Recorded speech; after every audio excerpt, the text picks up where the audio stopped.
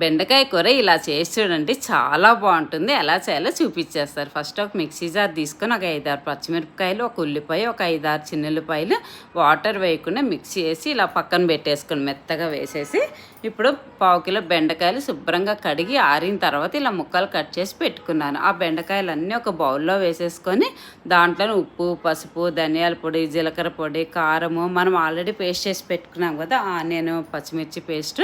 So అవన్నీ కూడా దాంట్లో వేసేసుకొని బెండకాయలు పట్టేటట్టు బాగా కలిపేసుకొని మూత పెట్టి పక్కన పెట్టేసుకోండి 10 నిమిషాలు.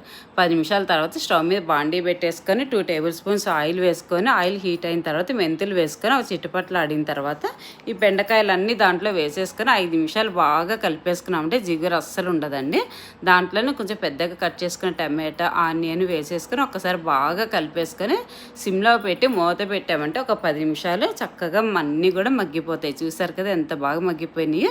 దీంట్లో కసూరి మేతి, కొంచెం కొత్తిమీర వేసేసుకొని ఒకసారి బాగా కలిపేసుకొని ఇంకొక 5 నిమిషాలు మూత పెట్టామంటే అంతేనండి, బెండకాయ కూర రెడీ అయిపోతుంది.